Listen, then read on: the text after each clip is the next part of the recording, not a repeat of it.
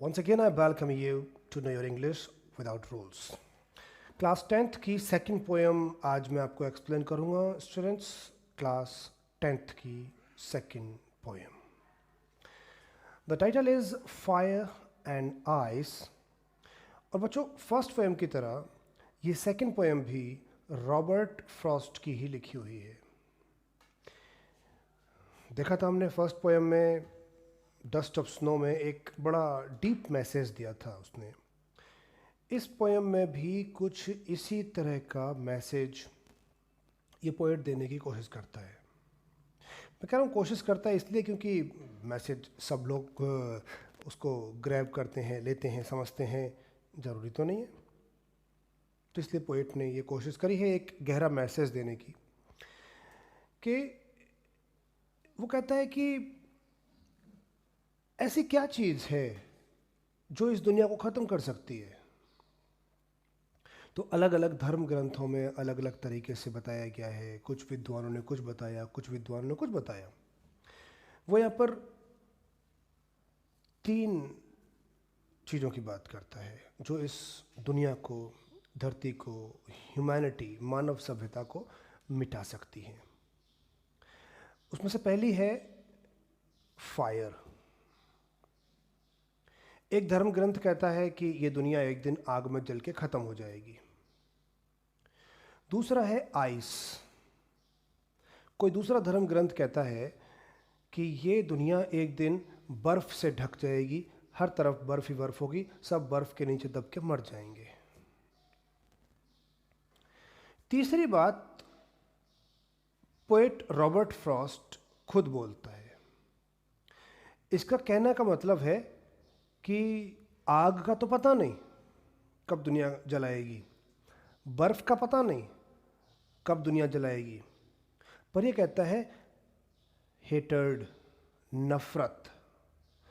नफ़रत एक ऐसी चीज़ है जो इस पूरी दुनिया को एक बार नहीं, दो दो बार ख़त्म करने की ताकत रखती है रॉबर्ट फ्रॉस्ट के हिसाब से. ये भी एक मैसेज हो गया इसका कि भाई इंसान एक दूसरे से नफ़रत करते हैं. सो नफ़रत एक ऐसी चीज़ है जो दो चार इंसानों को तो नहीं बल्कि पूरी दुनिया को ही एक बार भी नहीं, दो दो बार मिटाने की ताकत रखती है. ये रॉबर्ट फ्रॉस्ट के व्यूज़ हैं. और जो भी लेसन या पोएम हम करते हैं बच्चों, उसको पढ़ते टाइम हमारे मन में भी कुछ ख्याल आ सकते हैं, हम भी अपनी तरफ से कुछ सोच सकते हैं. कोई चैप्टर हम पढ़ रहे हैं, हम उस पर क्वेश्चन कर सकते हैं. जैसे 10th क्लास का एक फर्स्ट चैप्टर है लेटर टू गॉड. लेंचो उसमें लेटर लिखता है गॉड को.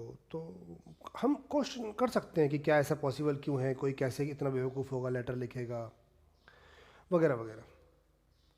पर यह ध्यान देना है कि वो स्टोरी किसी और राइटर ने लिखी है, उसने अपने व्यूज़ लिखे हैं.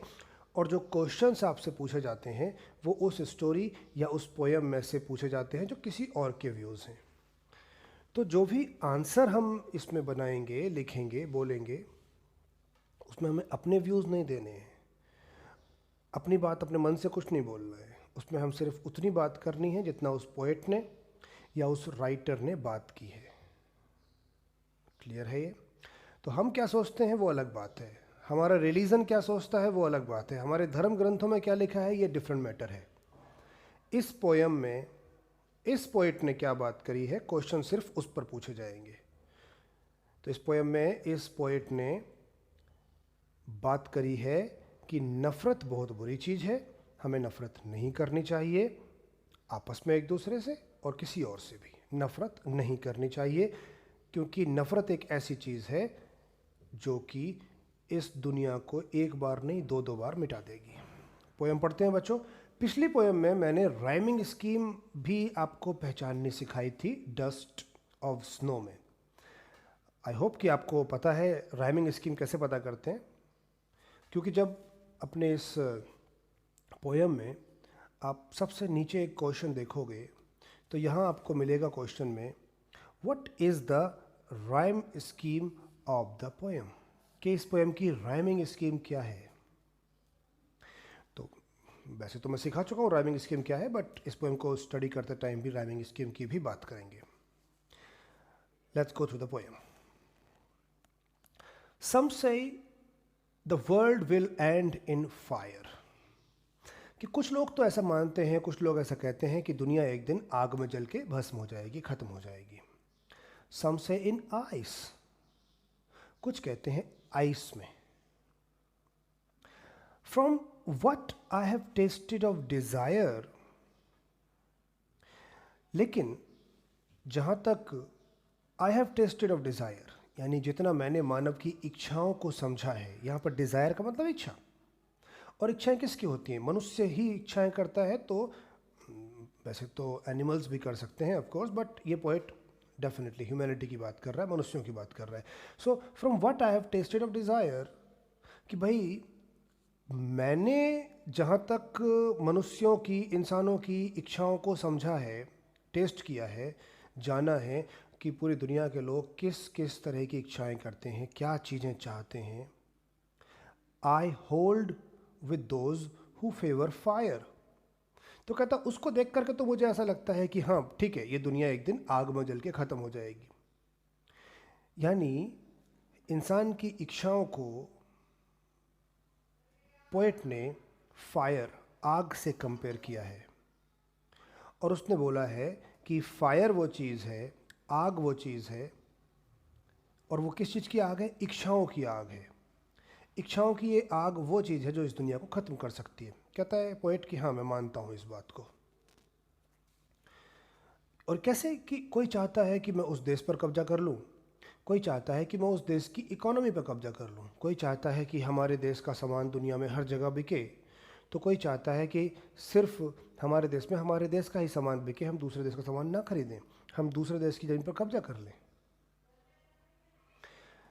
तो ये मैंने सिर्फ एग्जांपल दिए हैं, पर ये व्यूज़ मेरे या आपके नहीं, ये व्यूज़ हैं पोएट रॉबर्ट फ्रॉस्ट के. हमारे अपने व्यूज़ डिफरेंट हो सकते हैं. तो फर्स्ट स्टैंजा की राइमिंग स्कीम की बाद में बात करेंगे बच्चों, पहले सेकंड स्टैंजा कंटिन्यू करते हैं. But if it had to perish twice. Perish का मतलब ख़त्म करना, मिटाना, मारना. But if had to perish twice, कहता लेकिन अगर इसे दो बार अगर मारना हो, इस धरती को दो बार, इस धरती पर से जीवन को ख़त्म करना हो, आई थिंक, मुझे लगता है, I know enough of hate. तो इसे लगता है कि कहता है कि मुझे लगता है आई नो इनफ, तो कहता है कि मुझे काफ़ी पता है फिर नफ़रत के बारे में. कहता है फिर I know enough of hate, तो मतलब नफ़रत वो चीज़ है इसके हिसाब से जो इस दुनिया को ट्वाइस पैरिश कर सकती है, दो बार ख़त्म कर सकती है. To say that for destruction, कहता है लेकिन अब ये कहने के लिए, तो to say that for destruction, कि डिस्ट्रॉय करने के लिए, तोड़ फोड़ मचाने के लिए, आइस इज ऑल्सो ग्रेट. कहता हाँ वो भी, आइस भी अच्छी चीज़ है डिस्ट्रॉय करने के लिए, तो मिटाने के लिए, तो आइस भी अच्छी चीज़ है. एंड वुड सफाइस, और ये काफ़ी रहेगी. आइस अच्छी चीज़ है डिस्ट्रॉय करने के लिए, काफ़ी रहेगी. लेकिन अगर दो बार डिस्ट्रॉय करना हो तो हेटर्ड, नफ़रत ही वो चीज़ है. बच्चों इसमें एक सिंबल और है, पिछले पोएम में भी बताया था मैंने. आइस जो है वो दुख, तकलीफ़, उदासी, सैडनेस, इसका सिंबल है. क्योंकि जब बर्फ़ पड़ी होती है तो सब ख़त्म होता है, कुछ भी उगता नहीं है, कोई प्रोडक्शन नहीं होता. तो आइस भी ऐसा ही एक सिंबल है कि सब कुछ बंद कर दो तो दुनिया अपने आप ख़त्म हो जाएगी. तो इस तरह हम इस तरह सिंबल मान सकते हैं, बट इतना डीप क्वेश्चंस 10th के लेवल पर नहीं आएंगे कभी भी. जो भी क्वेश्चन इस पोएम में से आ सकता है उसका एक कॉमन कंबाइंड आंसर आपको सिर्फ इतना से बताना है. In the poem fire and ice, the poet Robert Frost gives us a message. In the poem Fire and Ice, the poet Robert Frost gives us a message that we should not spread hate. Spread फैलाना. We should not spread hate. हमें नफ़रत नहीं फैलानी चाहिए. We should love humanity. हमें मानवता से प्रेम करना चाहिए. We should love humanity. Because, क्योंकि if fire can kill the earth and ice can destroy it, अगर आग इसको किल कर सकती है, आइस इसको डिस्ट्रॉय कर सकती है, हेट अलोन, नफरत अकेले, hate alone can parish it. बच्चों इस पैरिश वर्ड को यूज़ कर लेंगे क्योंकि पोएट ने यूज़ किया है, इसको यूज़ करना आंसर में अच्छा रहेगा. Hate alone can parish it 2 times. नफरत इसे अकेले 2 बार पैरिश कर सकती है. So the poet means that hate is worse, WORSE, worse मतलब ज़्यादा खराब, ज़्यादा बुरा. Hate is worse than fire, और मतलब या फिर और आइस, और. Hate is dangerous, hate is bad, hate is worse than fire or ice. That's it. अब जरा नज़र डालते हैं इस पोएम के राइमिंग स्कीम पर. तो आप देखो, पहली लाइन स्टैंडर्ड 1 में फर्स्ट लाइन एंड होती है फायर, फायर ए बोलते हैं. दूसरी में आइस, डिफरेंट साउंड है, बी बोलेंगे. तीसरी में डिज़ायर ए के जैसा है, ए बोलेंगे. चौथी में फायर ए के जैसा है, ए बोलेंगे. तो फर्स्ट स्टैंजा की जो राइमिंग स्कीम है 4 लाइनों की, वो है ए बी ए ए. और सेकेंड स्टैंजा की जो राइमिंग स्कीम है वो देखो, but if it had to perish twice, A बोलेंगे इसे. इनफ ऑफ हेट, एक डिफरेंट साउंड है, बी बोलेंगे. डिस्ट्रक्शन आइस, ए के जैसा साउंड है, इसे भी ए बोलेंगे. इज ऑल्सो ग्रेट, ये हेट के जैसा साउंड है, इसे बी बोलेंगे. और लास्ट लाइन में एंड वुड सफाइस, काफ़ी रहेगी, सफाइस, तो ये ट्वाइस आइस सफाइस, ए के जैसा साउंड है, ए बोलेंगे. तो सेकेंड स्टैंजा में राइमिंग स्कीम है वो है ए बी ए, क्योंकि इसमें 5 लाइनें हैं, ए बी ए. और देखो, कुछ लोग सोचें अगर कि ये 5 लाइनें नहीं हैं, ये 4 लाइनें हैं, चौथी लाइन को 2 हिस्सों में लिख दिया गया है. तो बच्चों अगर ऐसा होता तो 5वीं लाइन कैपिटल लेटर ए से शुरू नहीं होती.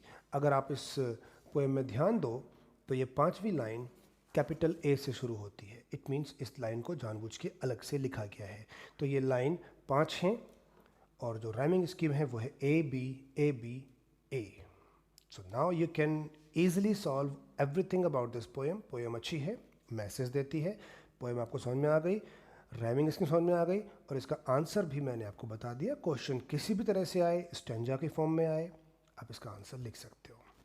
नेक्स्ट टाइम नेक्स्ट टॉपिक के साथ मिलेंगे. Till then, thank you very much.